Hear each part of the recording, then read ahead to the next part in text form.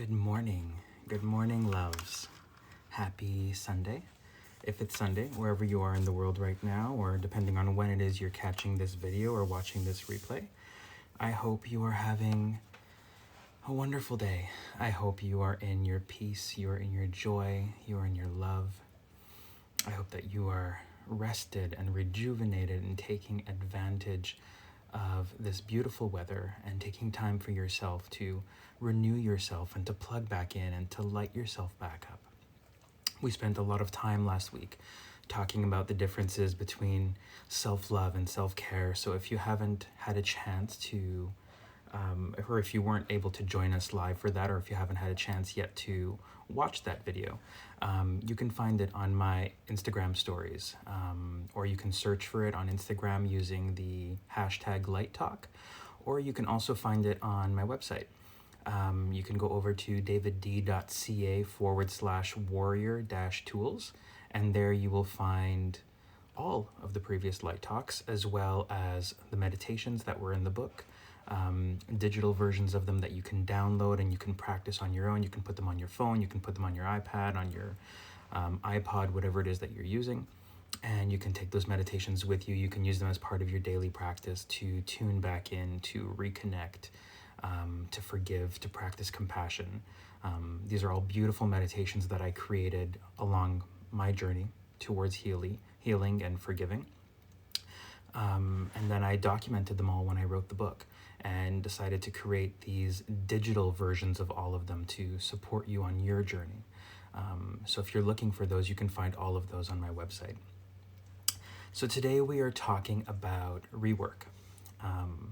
And as part of that, we're going to go into a few different things. We're going to talk about some core wounds that most of us have, some of our existential crisis and our, our human needs for worthiness, for connection, for belonging. And we're going to talk about the different ways that manifests itself. And we're going to talk about boundaries. I've been talking about, boundaries for the past few weeks, and I've been saying that it's coming, and it's coming. It's today. Today we're talking about boundaries. We're going to go a little bit more into that conversation today, and I'm going to give you some stories that are also included in the book, but just to help illustrate, how these things affect our lives in terms of boundaries and these core wounds. So before we start, before I get caught up and I jump in too quickly, we are going to start with a prayer like we always do. So wherever you are, take a moment for yourself now. Take a moment to close your eyes, to still yourself, to feel your heart breathing, to focus on your breath, breathing in through your nose and exhaling through your nose, breathing into your diaphragm, feeling your stomach expand as you breathe, feeling that air go deep within you and exhaling through your nose.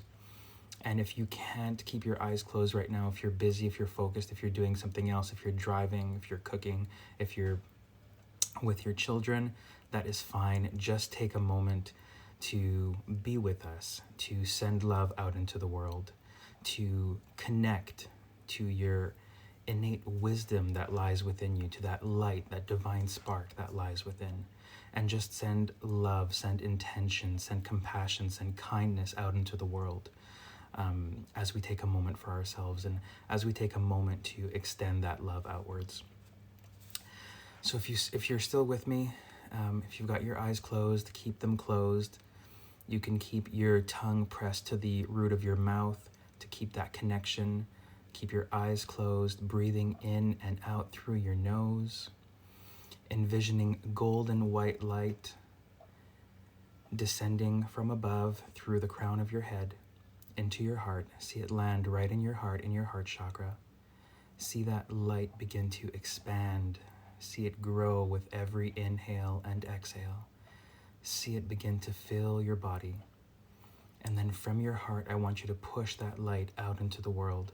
See it touching your friends, your family, members of your community, members of the community who are suffering. See it go further. See it touch people who are struggling to forgive, people you are extending compassion to. Send it to all of the frontline workers. Send it to everybody who might be suffering in the world, and just keep pushing that light outwards. And we're going to recite the Metta Bhavana prayer today. As you work on sending out that light, let's just say this prayer together. May I be happy. May I be healthy. May I be free of suffering. May I be free of mental anxiety. May I live in peace. May my life be blessed with ease. May you be happy. May you be free. May you be healthy and free of suffering. May you be free of mental anxiety. May you live in peace. May your life be blessed with ease. May we be happy. May we be healthy. May we be free of suffering. May we be free of mental anxiety. May we live in peace. May our lives be blessed with ease. Just take another moment to continue sending that love and that light and that compassion out into the world. Take another deep breath in through your nose, exhaling through your nose, and slowly bring yourself back into your body, back here with me. Feel yourself settle in your chair, feeling your fingers and your toes. And when you're ready, open your eyes. All right, welcome back, my loves. So, we always start with a prayer. We start with a blessing. We start with sending love and light out into the world. And if you're wondering why we do this and why we make this part of our weekly practice together, is if you've studied neuroplasticity, if you know about neuroplasticity, every time we send love and light out into the world, whether it be people we know, people we don't know, our friends, our family, our acquaintances, any time that we choose to send that love and light out into the world, we are actually rewiring our brains. There are different neuroconnections that are forming themselves. So it has very much a physical impact on our body, a physical impact on our minds, the way we work, the way we process, the way we see and show up in the world. And that's why we practice it. We practice it because every time we are rewiring our brain is a very, very powerful tool. It shapes the way we see the world, the way we show up in the world, the way we perceive the circumstances and events that are happening to us. And it's part of what we're going to talk about today as we talk about rework. So, if you've been on a journey towards bettering yourself, towards growing, towards self-actualization, towards healing, towards forgiving others, you have most likely come across, especially if you've been on this journey for any extended period of time, you have most likely come across moments in your life where things are triggering you. Situations are coming back around, and you're asking yourself, why am I still here? With all of the work that I have done, with all of the healing that I have done, with all of the work that I've done on myself, on my triggers, on my emotional intelligence, why am I back here? Why is this happening again? Why am I being tested? A lot of us, when these situations come back around, we immediately go to the fact that we are being tested. We are being challenged, that the work brings forth the trials, to see if we've done the work, that our limits are being pushed, are being challenged.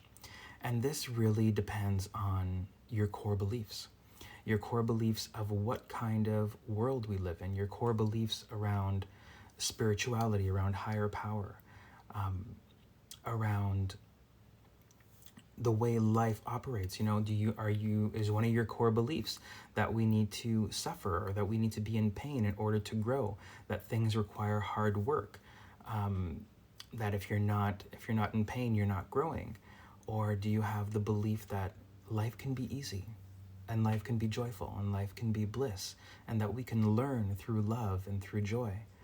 These are things that we've talked about before in these LightTalk sessions. But ultimately, this will shape your thoughts and your beliefs around these circumstances when they do come back around. I can tell you for myself that, over the years, I had heard so many times that we were being tested, that God was testing us, the universe was testing us. And as I went further into my spiritual practice, as I went further into my journey towards healing and self-actualization, which, by the way, I'm still very much on that journey. I don't think we ever fully get there. But as I was on my journey, I began to re-examine these beliefs and these thoughts of, being tested, about being challenged. And I quickly realized that these things did not resonate with me. That the idea of a God, of a universe that challenges us, that tests us, they didn't align with my core beliefs. Of a kind and compassionate and merciful God, of a merciful universe. I didn't believe that we were being tested. It seemed very immature and very childish. And it didn't resonate with me. And so as I embarked upon, facing these situations and these circumstances that were coming back around again, what I realized was the work that was being put in front of me, even though I felt like I had already done this, I had already dealt with this, I had already healed this, I had already moved on from this. What I quickly realized was that this work, this situation, this relationship, this circumstance was here to show me the parts of myself that I had not fully healed yet, the places where I still had wounds that needed to be dealt with, the areas in my life where my boundaries were still weak, the areas in my life that needed a tune-up. As we live on this earth, over many, many decades, there's a lot of the beliefs, the values, the principles, the boundaries that we set for ourselves, for our lives, for our, our families, our communities, that sometimes need a tune-up. Sometimes they need a refresh. Sometimes they're no longer aligned with who we are or what we believe or the values that we hold or how we show up in the world. And we need that tune-up. And that's what the work is. That's what the rework is. We're not doing it over. We are fine-tuning. We are going a little bit deeper, excavating just a little bit more to figure out where are the areas, whether it be in, our psyche and our emotional bodies and our physical bodies that still hurt, that still ache, the places in us that need a little bit more healing, that need a little bit more love and kindness and compassion. And, that came around in my life in multiple different ways. Two of the stories that I share in the book, and I'll talk to you a little bit about today, so that you can kind of get a little bit of an idea as to how these situations come round again, over and over again in our lives. Towards the end of my marriage with my former husband, outside of the infidelity and the indiscretions and the lies and the betrayals and all of that, there were issues with regards to substance abuse. And I don't talk about this much in the book, just because I didn't feel it was really part of my story to share. And I won't go into the specifics here either about that substance abuse, just because it's not entirely relevant or extremely relevant to the conversation, but I just want you to see how things come back around.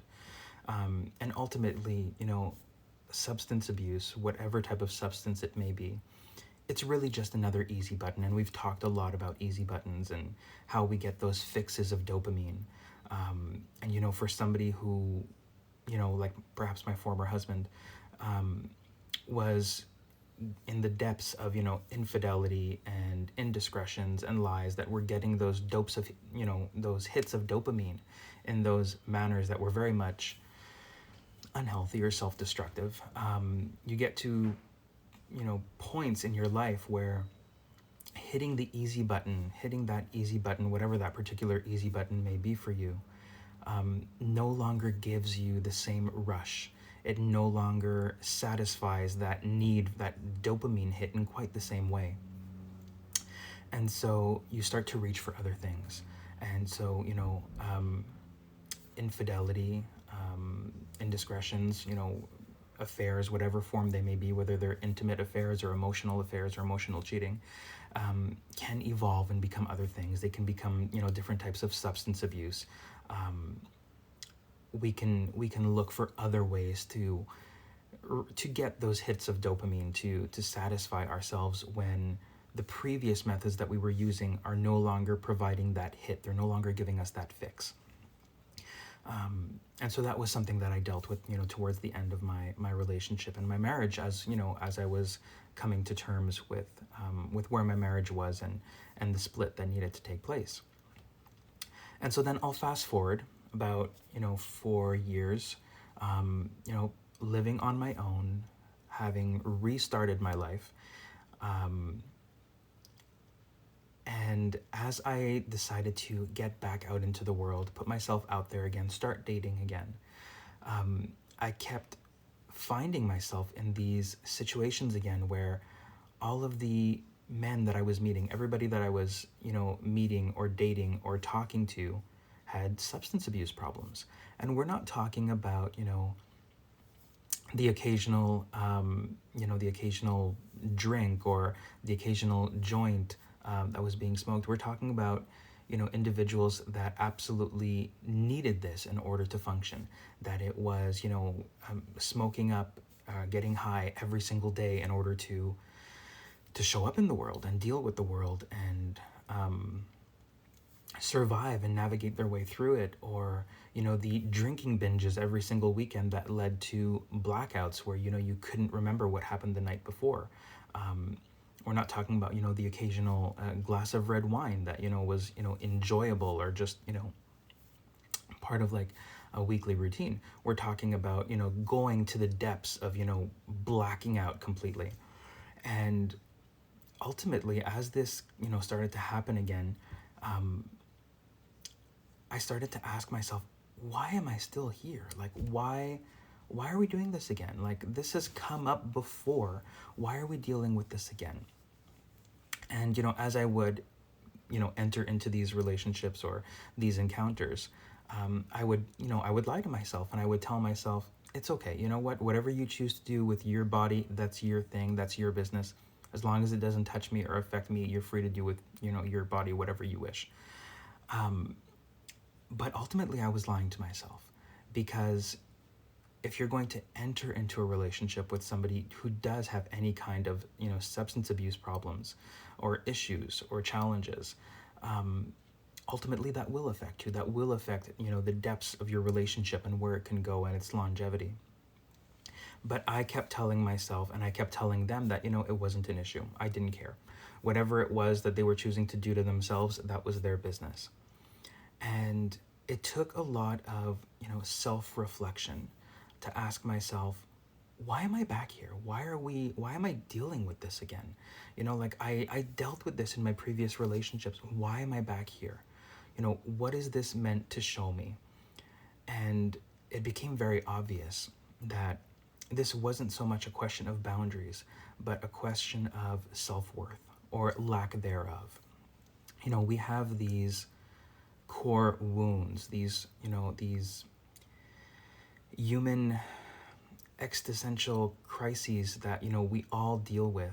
This feeling or this sense of being unworthy of love, unworthy of connection, unworthy of being with someone, and it leads us to making a lot of these types of, I would say, poor decisions, or lying to ourselves in terms of what we consider to be acceptable with regards to what we want in our lives and what we don't want in our lives.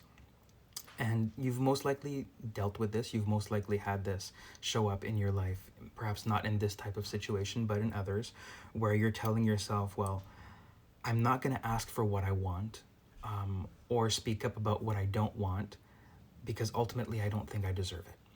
Or I'm afraid that if I speak up, I won't get what I want, and that'll prove that I didn't deserve it.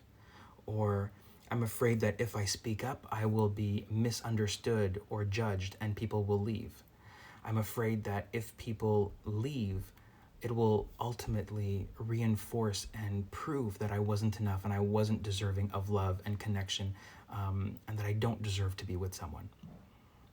And we play these narratives over and over again in our minds. We've got these tracks on a loop inside our heads.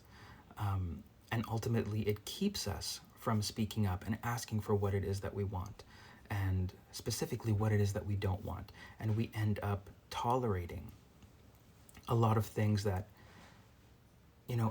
under other circumstances, we perhaps wouldn't. Things that we don't want in our lives, but we are willing to tolerate, we are willing to accept, because we are afraid that the more demanding we get, the more specific we get about what we want in our lives and what we don't, that the less fish there are going to be out in the sea, right? In terms of this context, in terms of dating and finding a partner and somebody to share your life with, that there are less and less prospects available to us. And the more specific we become about what we want and what we don't want, the more we are stacking the odds against us in terms of being alone and not having somebody to share our lives with. And all of these come from these core beliefs of lack, that there is a lack of people in the world, that there is a lack of suitable partners, that there is there are a lack of people that will appreciate us for who we are, or desire us for who we are, or see our worthiness, see our potential, and that ultimately we'll end up alone. And it comes back to this core wound around self-worth. And we are going to talk so much about self-worth in next week's episode, in next week's Light Talk.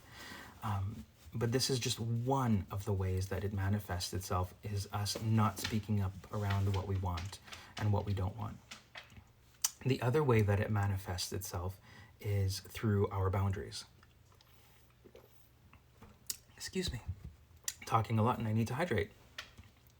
So the other way that this manifests itself is in terms of our boundaries, or lack thereof, or the boundaries that we perhaps have communicated or established, or at least identified for ourselves, but haven't done a great job of upholding. And so, another example of this that I share in the book, and that I'll share here with you today, is around the same time, around 4 or 5 years after my separation, after my divorce, having lived out on my own, I went out, I got a condo, I started my life over, refurnished it, redecorated, because I had left so much behind in the divorce and in that split, just honestly out of necessity, just to get away, just to escape, just to be able to say that I was free and done with all of that. So I had started over. There were some things that I had taken with me. A lot of things that I took with me once I, got where I was going and reset up my life, I chose to donate, because they were no longer serving me, or they weren't, sparking joy or bringing joy or happiness into my life. And these were things that I was not emotionally tied to, or perhaps had negative emotions tied to them, or negative experiences and memories tied to them, and chose to donate to other people who could, benefit from these items or these things. And then there were some things that I chose to keep. Anyways, regardless, about 4 years in, I got a text message from my former husband. And I should preface this by saying that we had not kept in communication. Throughout our separation, with the exception of paperwork for, the legal separation and the legal divorce, we had not kept in communication. And that was something that was very much intentional on my part. I wanted to move forward with my life. I wanted to close that chapter of my life, so that I could stop reliving it. I could stop dwelling on it, so that I could fully heal from it. So we hadn't kept communication. And then, one day, randomly, out of the blue, I got a text message from my former husband saying that he needed to borrow my circular saw, my miter saw, for a project that he was working on in his apartment. And without thinking, my gut reflex was to say, sure, no problem. And immediately after I texted that back, I got this sensation in the pit of my stomach of like, what did I just do? Like, why did I respond so quickly? And you'll see the pattern here, begin to emerge as I tell you this story. And so he immediately responded back saying, perfect, I will come pick it up tonight. And I was like, oh no. I was like, it dawned on me now that for me to lend him this tool, for me to lend him this miter saw, meant that we were going to have to somehow come into contact. There was an exchange that was going to have to be made for me to get this to him, and that ultimately I was going to have to see him, and that he was going to end up having to enter my home in order to come pick this up. And that, like, the pit of my stomach turned to knots. There was very much a physical reaction in my body, and you've probably felt this way before if you've had, any type of boundary violated or crossed. Even if it was you that was violating your own boundary, there's this like chemical reaction in the pit of our stomachs where everything turns to naught and you suddenly so uncomfortable. And I quickly realized I didn't want him in my home. And more importantly, I had no desire to see him. I had no desire to be in contact with him or in physical proximity to him. And that very much I wanted to keep him out of my home, which was this, this sacred space that I had created for myself. I had, become very, very mindful of the people that I allowed to enter this space. My former home that we shared together with my former husband was, as much as it was a beautiful home that we had worked on decorating, and, like just making it feel homey and warm and inviting, the energetic environment of that home was actually very, very different. It was very toxic and aggressive. And this new place that I had created for myself, this new home that I had created for myself, had very much the opposite environment, very much the opposite energetic field. It was very warm and inviting and calm and peaceful. There had never been, I had been living there for 4 years or 3 years at that point. There had never been an argument that had taken place within those walls. There had never been any yelling, any name calling, any profanity. It was very much a peaceful and serene environment. And I quickly realized I did not want him in this environment. I had worked so hard to cultivate and create this space for myself and the people that I chose to let in and invite into my home. And I quickly realized that he wasn't welcome here. This space was not for him, and that I did not want him in it. And so I was faced with this dilemma of, what do I do? And looking at his text, he was like, I'm going to come tonight. I'm going to come tonight and pick it up. And on top of it, I had a yoga class that night, which, not dramatic. I could skip yoga class. That wasn't a big deal. But it was the idea, this notion that, became apparent to me that I was abandoning myself again, that I was sacrificing my own needs, my own wants, my own desires. I was putting my plans and my schedule aside in order to accommodate somebody else, in order to please somebody else and not rock the boat, because I very much had this, people pleaser mentality and tendency within me. That was, part of this core wound that, we talked about earlier, this wound of, self-worth and being worthy, that, if I'm not accommodating to others, then ultimately I won't be worthy of love, right? People will not like me. People will not want to be around me. People will not respect me, that I won't be worthy of love and connection and relationships and friendships and all of these things. So again, I could have canceled the yoga class. Not a big deal. It was a yoga class. It was part of my, monthly gym membership. I wasn't specifically paying extra for this class. There would be another one the next night.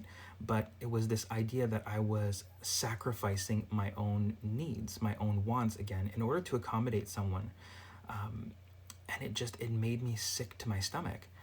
And so I texted my former husband back saying, you know what, tonight is not going to work. And in fact, I'm busy most of this week. But, if you really need it, what I can do is I can drop it off at your work on my way into the office. Because I lived, in the suburbs, and my former husband at the time lived in the city, his work was actually en route to mine. So as I was driving into the office, into the city to go to work, I would pass by his, or at least very close to it. So I figured, okay, this is a good compromise, right? I can still be nice and accommodating, without rocking the boat too much. I can still honor the commitment that I made to lend this to him without actually having to see him, right? I can drive by his office, I can drop it off at the reception, and we can, we'll deal with the return of it, however, whenever that actually comes to pass. Worst comes to worst, it's like a $70 miter saw, I'll buy a new one. And so I texted this back to him, and he explained that, nope, this is not going to work. And that, if I'm not available tonight, then he'll come pick it up tomorrow. And, left it at that, very much that, fine, I'll come tomorrow then to pick it up. And again, this sensation in the pit of my stomach, these knots continued to form. And my body physically started to shake. And I I attribute this very much to all of the stress and trauma that I dealt with in our relationship with regards to all of the lies and the infidelity. And this response just took over my physiology, over my body. And I remember calling my soul sister, Lara, who I talk about in the book, and just explaining the situation to her and saying, like, I don't know what to do. Like, he's going to show up here and I don't want to see him. And there was always the option of like, well, I could leave the miter saw, at my parents' house and he could pick it up there. But at the same time, I didn't want him part of my life anymore, and I didn't want him part of theirs.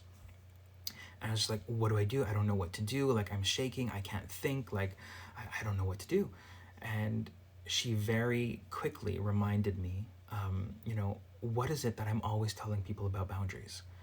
I do so much work around boundaries. Why am I not upholding my own? And it just became very clear to me that, here I was again, abandoning myself, sacrificing my own needs, my own wants, my own desires, despite the the physical reaction. I can't speak today. Yesterday was a big day, so I can't speak today. But, despite the physical reaction that was happening in my body, I was sacrificing all of that. I was sacrificing myself, my health, my well-being in order to accommodate someone, and not only accommodate, someone, but accommodate someone who no longer took up any place in my life. We no longer had a relationship of any sort. We no longer had contact by any means. This was not a person that, deserved, well, no, I don't want to say deserved, but this was not a person that, had any space in my life that I should be trying to go out of my way to please this person. And so I realized that, and I decided, okay, well, I have to put an end to this right away. I have to stand firm on my boundaries. I have to communicate what it is that I want and what it is that I need, for this relationship. Even the fact that it's a non-existent relationship, but it is very much one that I'm working on healing from. Despite the fact that I thought I had already healed from this relationship, and I had healed from the trauma, and I had healed from all of the lies and the betrayals, but my body was physically telling me that that was not the case, and that there was more work left to be done. And so I, texted back, shaking my hands the entire time, saying, I'm really sorry. I committed to lending this to you, before thinking about it. And I've come to realize that I'm not okay with seeing you, and that I won't be able to lend this to you ultimately, that I am still working very much on healing from our relationship and healing from our divorce, and I don't think it's a good idea for us to be seeing each other or communicating, and that ultimately I won't be able to lend this to you. And so, he responded back saying, well, fine, then can I pick it up from your parents instead? If you don't want to see me. I again responded back saying, no, that won't be an option as either. My parents are also working from, healing from this separation. We were part of each other's lives for a decade. We had a family together. My parents are also working at healing from this split, from this separation. And I don't think it's a good idea for you to be part of their lives right now either, while they're going through this and while they're working through this. And then went on to, explain to him that he lived in the city, which was, through public transit, probably about an hour and a half, 2-hour commute to where I lived in the suburbs. Or on the off chance that, that he was going to be taking a taxi, then it would be less. It would probably be about a good 45 minutes to an hour commute either way. But I knew that he didn't have a car, and he didn't have a driver's license either at the time. And so that for him to come get this meant that he was either going to be lugging this huge heavy miter saw through public transit, or he was going to have to take a taxi, in which case, the cost of a taxi would be astronomical. And so I went back to respond that, I understood. And he went on to explain that the reason I couldn't drop it off at his office was because he was no longer employed. He was out of work. And that it would, he didn't have a lot of money right now, and so he wanted to borrow this, and he was willing to come take a taxi to come get it and return home with it. So I went on to explain that, I had made a few calls, and there was a hardware store close to where he lived that actually had miter saws that they rented out by the day, and that it would be far cheaper to rent one out by the day just for the time that he needed it than it would be, for him to take a taxi each way, which probably would have cost, a good $40 to $60 each way, just on transportation to come and get this free miter saw. And he went back on again to insist that, he would really prefer to just come pick it up because he didn't have the funds to rent one, and, just kept pushing back on that boundary. And, ultimately I had to, again, my hands still shaking, was push back and say, you know what? No, I'm really sorry, but I can't help you with this. If money truly is a concern, then what I proposed is going to be by far cheaper than you spending money on transport to come all the way and get this and then bring it back home. And that ultimately I didn't think we should be in contact anymore or communication anymore going further. And after that, it died. The conversation died down. He accepted, my boundaries and the fact that I was not willing to see each other and that I was not willing to cave or to bend on this boundary. But I was shaking the entire time.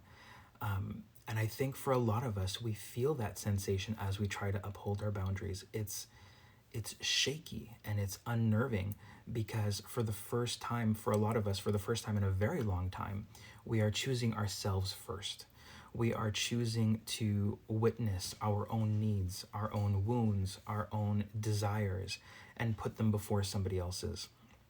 And, if you're a people pleaser, very much like I am, I went out of my way to even call local hardware stores close to where he lived in order to find a solution for him, because of the fact that I was saying no. Completely unnecessary. No is a complete answer. We don't need to explain ourselves. We don't need to justify our actions. Explaining ourselves to others is very much a form of compassion and grace that we get to extend and share with others, but it isn't necessary, all right? And I want you to remember that. You don't need to explain all of your decisions. If you choose to, you absolutely can. If you choose to grace people with that compassion, depending on who they are and what kind of space they occupy within your life, you absolutely can do that. But it's not a requirement. No is a complete sentence. No is a complete answer that does not need to be justified. And so boundaries are tricky because we feel that the more boundaries we have, the more boundaries we establish, the more boundaries that we reinforce and that we really uphold, the less lovable we will be, the less desirable we will be, the less people will want to be within our presence and within our company. And it's actually very much the opposite. There is something very respectful about somebody who is able to honor their own needs, their own desires, honor their boundaries, uphold their boundaries. There's a quote by Brené Brown that I share in the book that says, "When we fail to set boundaries and hold people accountable, we feel used and mistreated. This is why we sometimes attack who they are, which is far more hurtful than addressing a behavior or choice." And that's by Brené Brown from The Gifts of Imperfection. And Brené Brown does a lot of, she talks a lot about boundaries in her books.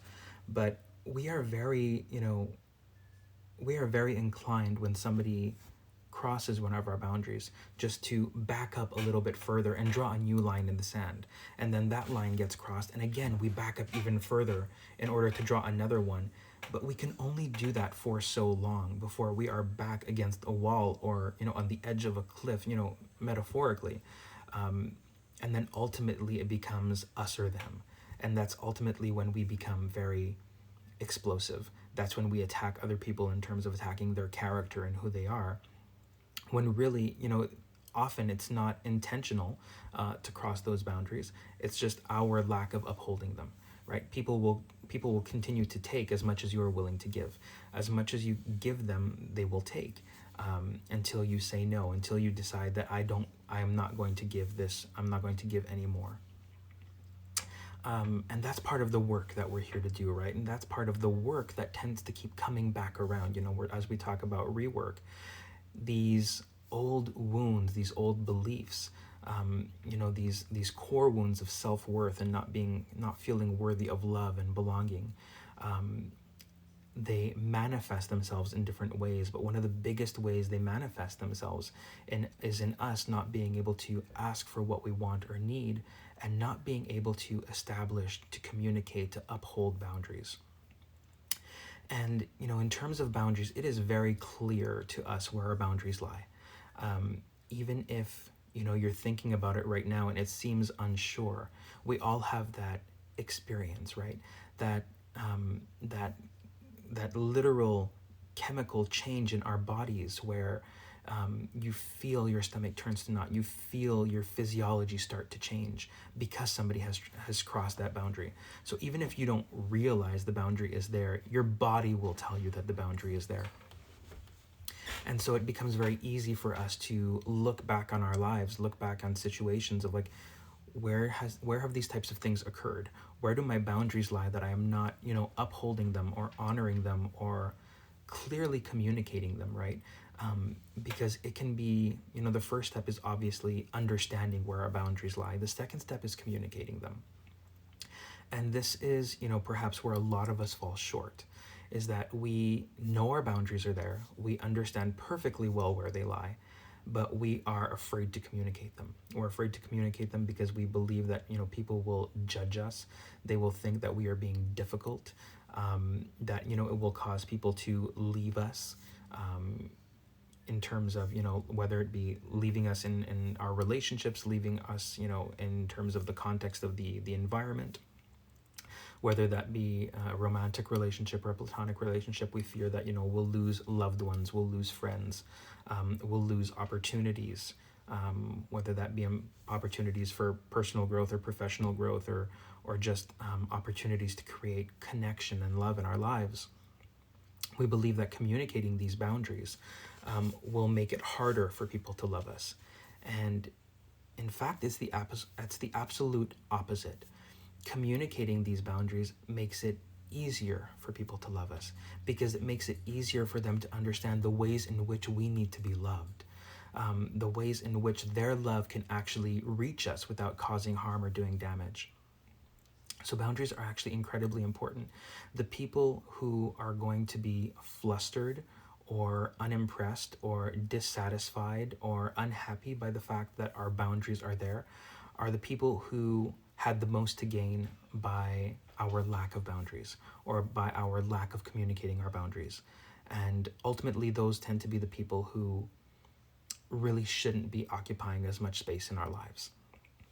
And I say that lightly, because I know how hard it can be for us to consider the fact that, there are people in our lives who take advantage of our boundaries, who cross them, and that perhaps shouldn't be in our lives.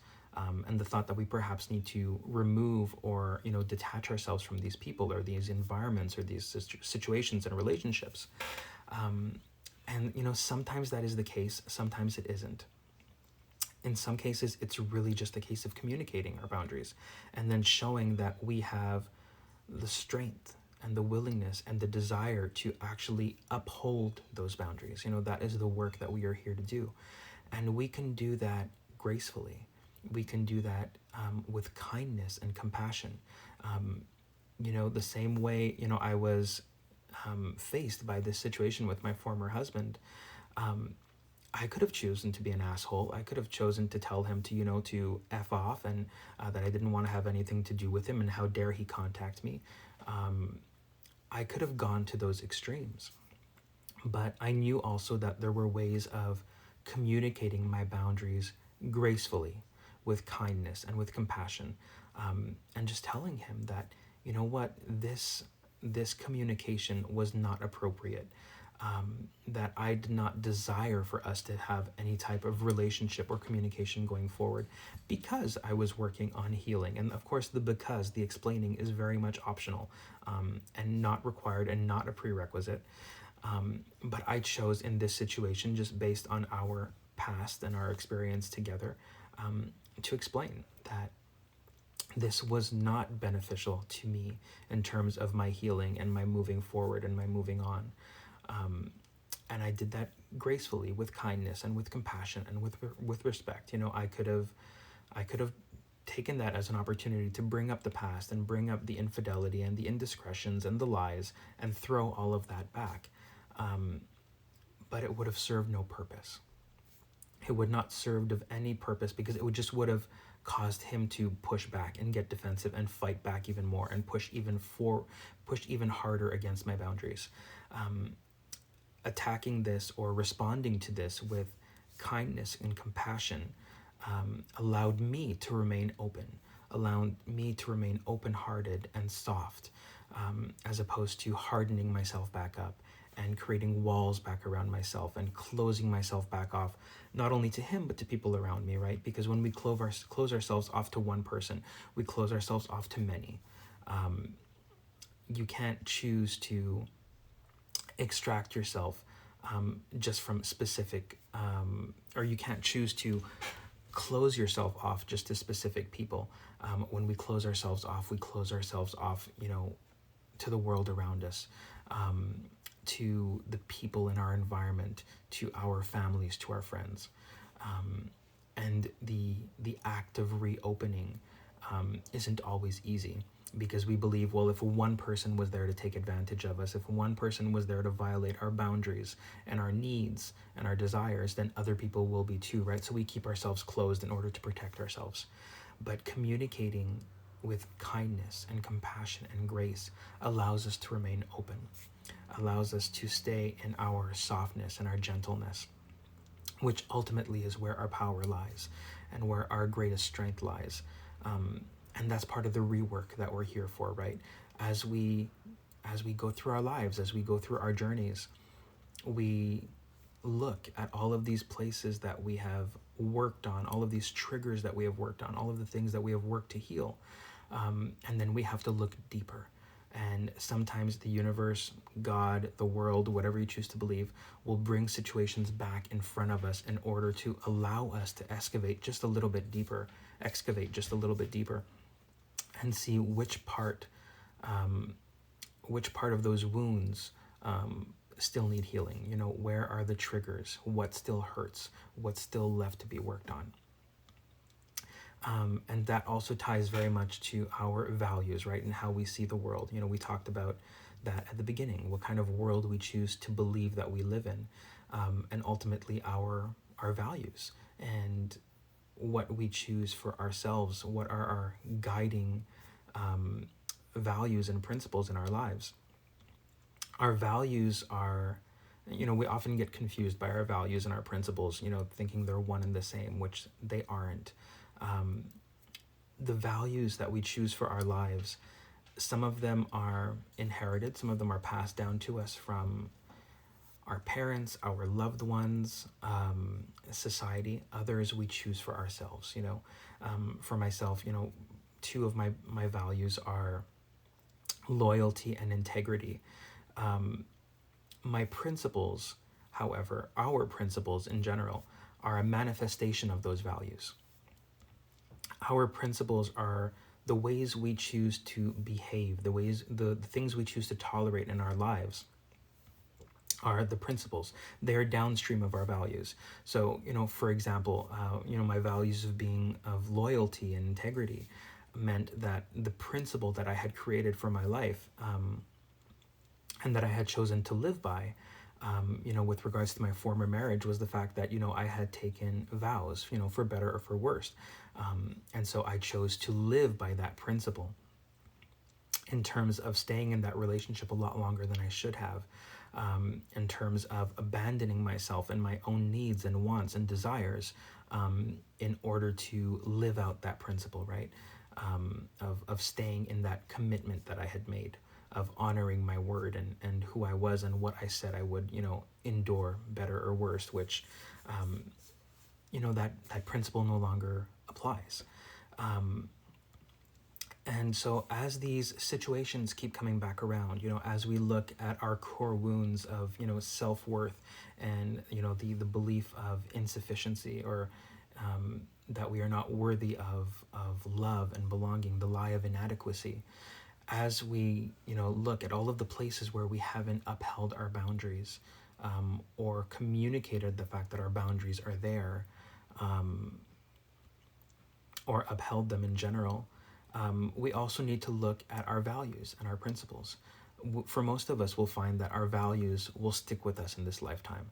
Some might get added, some might get dropped off, but in general, our values stay very much the same over the course of our lives. But what changes is our principles, and our principles should very much change. They should be fluid. And sometimes these situations, they come back around as an opportunity for us to re-examine our principles and decide what still applies and what doesn't, what needs a refresh and what just needs a retune.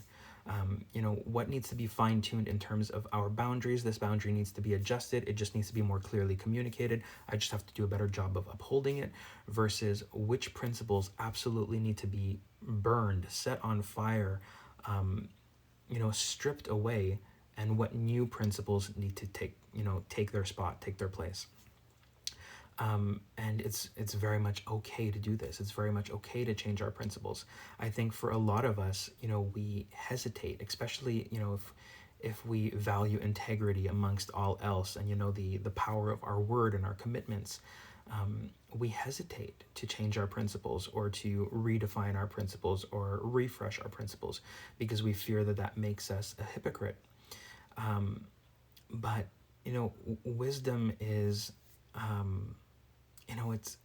it's both sides, right? It's both extremes coexisting at the same time. That is the paradox of wisdom, is that it is yes and it's both. And as these situations come back around and we re-examine our principles, we need to be asking ourselves which ones are caging us. If your principles feel like they are caging you, they are restricting you, that you are contracting, that they are imprisoning you, that is a very tell sign that they need to burn, that you need to let them go, that they need to be refreshed, redesigned, retuned, revamped, whatever you choose to believe, however you choose to let them go. But they need to be in service of your growth, of your expansion, of your liberation. If you feel like you are being confined and constricted by the principles that you have set for yourself and your life, then it is time to take a new look at them. And it is time to redefine them and ask yourself what would feel more liberating, what would feel more expansive, and start from there. And so I want you to ask yourself these questions, as you go through your day, as you go through the week. Ask yourself, where are the areas of my life that still hurt? What are the situations, the patterns, the relationships that keep coming around over and over and over again? What are the cycles that I see need to break? What still hurts? What is still triggering me? What is still coming back around despite the work that I've already done? And then I want you to look at why these keep coming back up. Are you not asking for what you want or what you need because of this core belief that you are not worthy or not adequate or insufficient, that you are not enough? Is it boundaries that need to be communicated, that need to be upheld? Or is it values and the downstream principles that need to be refreshed, or retuned, or modified, or completely replaced? Are your principles still in service of your values? Are your principles still in service of the direction you want to go in your life and how you want to lead your life and how you want to show up in the world? And if they're not, if they are caging you, if they are constricting you, if they are confining you, then it's time to let them go. It is time to let them burn. So take some time this week, today, tomorrow, as the days unfold, whether you journal and journaling is part of your practice or not, or if you just want to take some notes to yourself or in your phone, whatever works for you, whether it be just throughout the day or after meditation, just take some time to sit with those thoughts, to journal those thoughts, to journal those ideas, to re-examine those principles, those areas of your life that still hurt, because we cannot change what we cannot name. Once we have identified the places that still hurt, once we have identified the principles that no longer serve us, that are no longer adding value to our lives, that's when we have the power to change them. If we don't name it, we can't change it. So I'll leave you with that for this week, my loves. Thank you so much for being here on this beautiful day. I hope that you have a wonderful, restorative, replenishing day, wherever you are in the world, wherever time it is where you are or when you choose to watch this recording. And I will see you again next week for our next Light Talk, where we will be talking in depth about self-worth. Sending you lots of love. Bye for now.